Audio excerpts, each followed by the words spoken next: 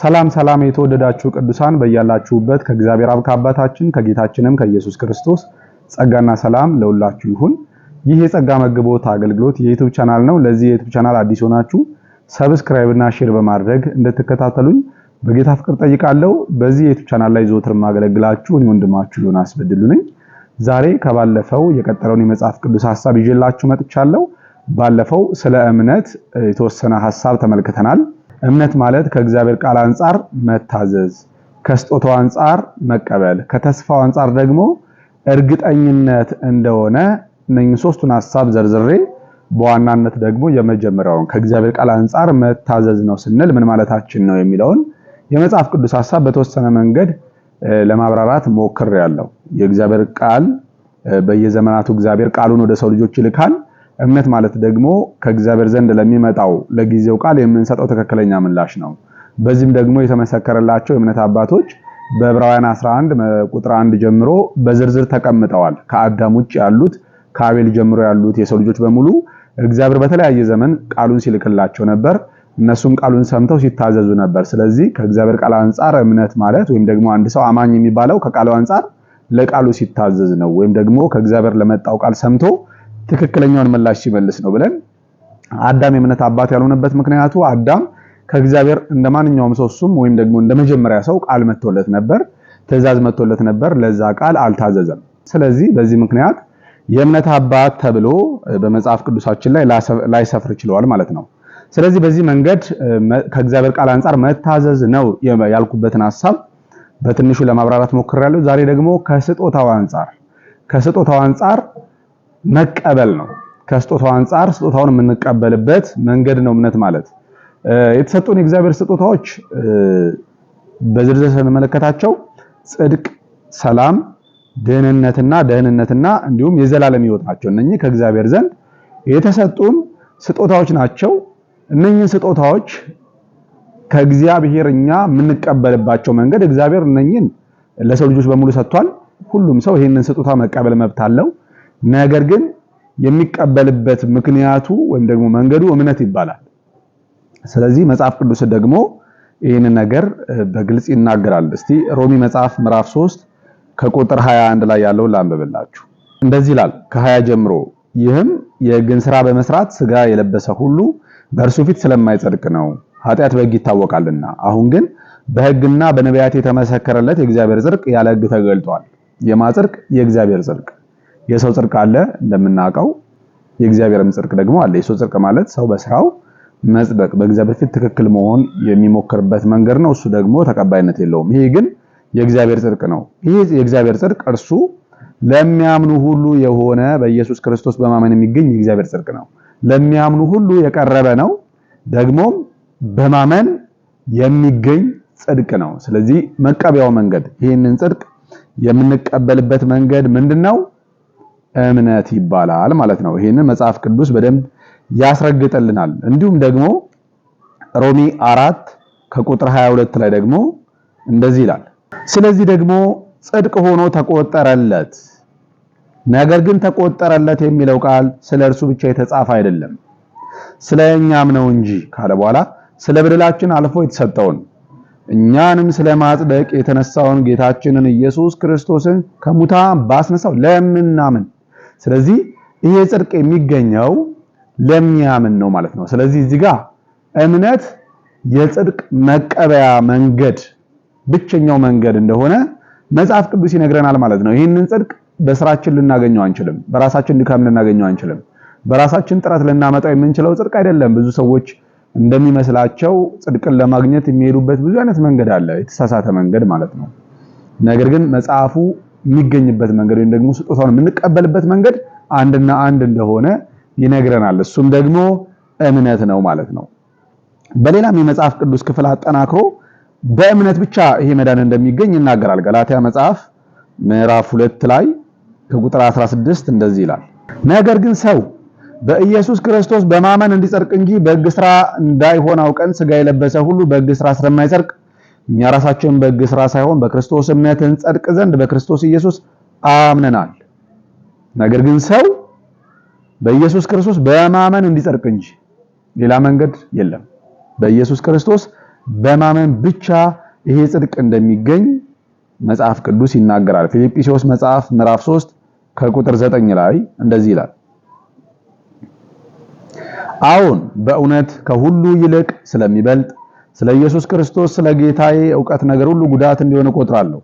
ስለ እርሱ ሁሉን ተጎዳው ክርስቶስን አገኝ ዘንድ በክርስቶስም በማመን ያለውን ጽድቅ ማለትም በእምነት ከእግዚአብሔር ዘንድ ያለውን ጽድቅ እንጂ ከሕግ ለእኔ ያለውን ጽድቅ ሳይሆንልኝ በእርሱ እገኝ ዘንድ ሁሉን እንደ ጉድፍ እቆጥራለሁ። አያችሁ፣ በክርስቶስ በማመን ያለውን ጽድቅ እችን ነው የምፈልገው እንጂ በሕግ ወይም በስራ የሚገኘውን ጽድቅ አይደለም። በክርስቶስ እገኝ ዘንድ አለ። ስለዚህ ጽድቅ ትልቁ ስጦታችን ነው። ይህን ስጦታ የምንቀበልበት መንገድ ደግሞ እምነት ይባላል። ሮሜ መጽሐፍ ምዕራፍ 10 ቁጥር 17 ላይ እምነትም ከመስማት ነው፣ መስማትም በእግዚአብሔር ቃል ነው ይላል።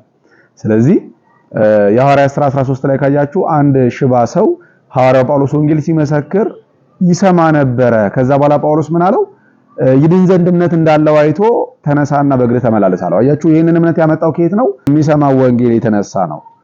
ጳውሎስም በሮሜ መጽሐፍ ምዕራፍ 10 ከቁጥር 10 ጀምራችሁ ስታነቡ በስፋት የሚያወራው ሐሳብ አለ፣ ስለ እምነት ማለት ነው። ካልሰሙ እንዴት ያምናሉ? ያለ ሰባኪስ እንዴት ይሰማሉ ብሎ ይላል። ካልተላኩስ እንዴት ይሰብካሉ? ስለዚህ ካልሰሙ እንዴት ያምናሉ? ስለዚህ እምነት የሚመጣው ከመስማት ነው ማለት ነው። ስለዚህ ይህንን የእውነትን ቃል ለዛም ነው እምነታችን የሚመሰረትበት ቃል በጣም መሰረታዊ ነው። ስለዚህ ምን ሰማን? አመንን ብቻ ሳይሆን ያመንነው ምን ሰምተን ነው? መስማትን በእግዚአብሔር ቃል ስለሚል። ስለዚህ በዚህ የጸጋ ወንጌል ላይ ያልተመሰረተ እምነት በራሱ የሚያጸድቅ እምነት አይደለም፣ ከንቱ እምነት ነው ማለት ነው። መጽሐፍም እምነት ብሎ አይጠራውም እሱን። ስለ ጽድቅ የመጨረሻው ጥቅስ ሐዋርያት ሥራ መጽሐፍ ምዕራፍ 13 ከቁጥር 38 እንደዚህ ይላል።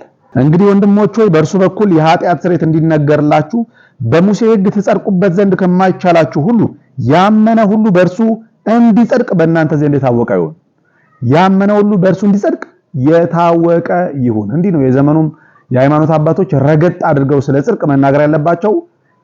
ይሄ የታወቀ ይሁን ብሎ እንደ ትእዛዝ ነው። በክርስቶስ በማመን ብቻ ጽድቅ እንደሚገኝ መናገር ያለባቸው። በእምነት ከጸደቅክ በኋላ በስራ ደግሞ ማጽናት አለብህ። በእምነት ከጸደቅክ በኋላ ደግሞ ሲደመር አንተም ይሄን ማድረግ አለብህ እየተባለ የሚሰበክ ወንጌል ልዩ ወንጌል ነው መጽሐፍ ቅዱሳችን እንደሚያስተምረን። ስለዚህ ስለ ጽድቅ በዚህ መንገድ መጽሐፍ ቅዱስ ያስተምረናል ማለት ነው። ሁለተኛው ደግሞ ሰላም ነው፣ ከእግዚአብሔር የተቀበልነው ስጦታችን። ሮሜ መጽሐፍ ምዕራፍ 5 ከቁጥር 1 ላይ እንግዲህ በእምነት ከጸደቅን በእግዚአብሔር ዘንድ በጌታችን በኢየሱስ ክርስቶስ ሰላም እንያዝ ይላል። ወይም ደግሞ ሰላም አለን በማ በኩል በጌታችን በኢየሱስ ክርስቶስ ይሄ ሰላም እንደተገኘ ይናገራል። በኤፌሶን መጽሐፍ ምዕራፍ 2 ቁጥር 14 ላይ ደግሞ እርሱ ሰላማችን ነውና ይላል። እርሱ ሰላማችን ነውና። ይሄ ከእግዚአብሔር ዘንድ ለሰው ልጆች የተሰጠ ስጦታ ነው። ከእግዚአብሔር ጋር አሁን እኛ ሰላም ነን። ጸበኞች አይደለንም፣ ጠላቶች አይደለንም። አስቀድመን ጠላቶች ነበርን፣ አስቀድመን ርቀን ነበርን። ለምን? በኃጢአታችን ምክንያት። ነገር ግን በጌታችን በኢየሱስ ክርስቶስ በማመናችን ምክንያት ኃጢአታችን ይቅር ተብሎልን እንዲሁም ደግሞ ከእግዚአብሔር ጋር ሰላም ቤተሰብ ሆነናል፣ ልጆች ሆነናል ማለት ነው። ክብር ለኢየሱስ ይሁን። ሶስተኛው የተገኘው ስጦታችን ደግሞ ደህንነት ነው። ይሄ ኤፌሶን መጽሐፍ ምዕራፍ 2 ከቁጥር 8 ጀምሮ ያለው ላንብብላችሁ። ጸጋው በእምነት አድኗችኋል፣ ይህም የእግዚአብሔር ስጦታ ነው እንጂ ከእናንተ አይደለም፣ ማንም እንዳይመካ ከሥራ አይደለም ይላል። እንዲያውም ኤፌሶን መጽሐፍ ምዕራፍ 2 ከቁጥር 5 ላይ ከፍ ብሎ በጸጋ ድናችኋልና የሚል ቃል እናገኛለን። በጸጋ ድናችኋል። ስለዚህ ይሄ በእምነት የሆነ በስራ ያልሆነ ጸጋው በእምነት አድኗችኋል ነው የሚለው። ስለዚህ ይሄ መዳን የተገኘው በምንድነው? በእምነት። ቀደምም ሰላም የተገኘው በምንድነው? በእምነት። ጽድቅስ የተገኘው በምንድነው? በእምነት። ስለዚህ ስጦታውን እነኝን ሁሉ ስጦታዎች የተቀበልንባቸው መንገዶች እምነት ብቻ እንደሆነ መጽሐፍ ቅዱስ አስረግጦ ይነግረናል ማለት ነው። በስተመጨረሻም አንደኛ ጢሞቴዎስ መጽሐፍ ምዕራፍ 1 ቁጥር 16 ስለዚህ የዘላለምን ሕይወት ለማግኘት ስለ ዘላለም ሕይወት ደግሞ ይናገራል። የዘላለም ሕይወት የሚገኝበት መንገድ የዘላለምን ሕይወት ለማግኘት በእርሱ ያምኑ ዘንድ ላላቸው ሰዎች ምሳሌ እንደሆን ኢየሱስ ክርስቶስ ዋና በመሆን በእኔ ትዕግስቱን ያሳይ ዘንድ ምሕረትን አገኘው ይላል። ስለዚህ የዘላለምን ሕይወት ለማግኘት በእርሱ ያምኑ ዘንድ ላላቸው ሰዎች። ስለዚህ የዘላለም ሕይወት በምን አይነት መንገድ ይገኛል? ይሄም ስጦታ ነው። ነገር ግን በእርሱ በማመን ነው። በክርስቶስ ኢየሱስ ሞትና ትንሣኤ። ስለዚህ እምነት እዚህ ጋር ከእግዚአብሔር ዘንድ የተቀበልነው ስጦታችንን የምንቀበልበት ብቸኛው መንገድ እንደሆነ ተጽፎልናል ማለት ነው። ስለዚህ እነኚህ ስጦታዎች በኤፌሶን መጽሐፍ ምዕራፍ 1 ከቁጥር 1 ጀምሮ ምን ይላል? በክርስቶስ በሰማያዊ ስፍራ በመንፈሳዊ በረከት ሁሉ የባረከን የጌታችን የኢየሱስ ክርስቶስ አባትና አምላክ ይባረክ ይላል። ስለዚህ በመንፈሳዊ በረከት ሁሉ እነኚህ በሰማያዊ ስፍራ ያሉ በእምነት በክርስቶስ ኢየሱስ በኩል የተባረክንባቸው መንፈሳዊ በረከቶች ናቸው። ወይም ደግሞ ከተባረክንባቸው መንፈሳዊ በረከቶች ውስጥ የተወሰኑት ናቸው። ከዚህም በላይ ብዙ ናቸው የተባረክንባቸው በረከቶች። ነገር ግን በእምነት የምንቀበላቸው በረከቶች እነኚህ ናቸው። ጽድቅ፣ ሰላም፣ መዳንና የዘላለም ሕይወት እነኚህ የተባረክንባቸው በረከቶች ናቸው። ስለዚህ እነኚህን በረከቶች ደግሞ መቀበል የሚቻለው ሰው በማመን ብቻ ነው ማለት ነው ሊቀበል የሚችለው። ሌላ መቀበያ መንገድ የለም። እምነት መንፈሳዊ እጅ ነው። ከእግዚአብሔር ዘንድ የተሰጠን ስጦታ የምንቀበልበት መንፈሳዊ እጃችን እምነት ይባላል። ስለዚህ የምንቀበለው ደግሞ ይሄ በክርስቶስ ሞትና ትንሣኤ ላይ መሰረት ያደረጉ ትምህርቶችን ብቻ ነው። ወይም ደግሞ አሁን ሰዎች በተለያየ መንገድ ከሕጉ ከብሉይ ኪዳን ከሙሴ ከመዝሙራት እየጠቀሱ እግዚአብሔር አምላክ ለእስራኤል እግዚአብሔር አምላክ ባለፉት ዘመናት ለነበሩ ሰዎች የሰጣቸው ስጦታዎች አሉ እና የገባቸው ተስፋና የተፈጸሙ ተስፋዎች አሉ። እነኛ ተስፋዎች ባለፉት ዘመናት እግዚአብሔር ለነሱ የተናገረው ተስፋ ነበረ። ስጦታውን ደግሞ ሰጥቶ ፈጽሞላቸዋል። ለቃሉ ታማኝ እንደሆነ እግዚአብሔር አረጋግጦላቸዋል። እና እግዚአብሔር ለዚህ ዘመን ለኛ በዚህ ዘመን ላለን አማኞች ያላለውን የተስፋ ቃል በብሉይ ኪዳን የተናገረውን የተስፋ ቃል እያመጡ እግዚአብሔር እንዲህ ብለዋል አሜን በል እያሉ አንዳንድ የመጽሐፍ ቅዱስ ጥቅሶችን እየጠቀሱ ከንቱ የሆነ ተስፋ ይሰጡናል።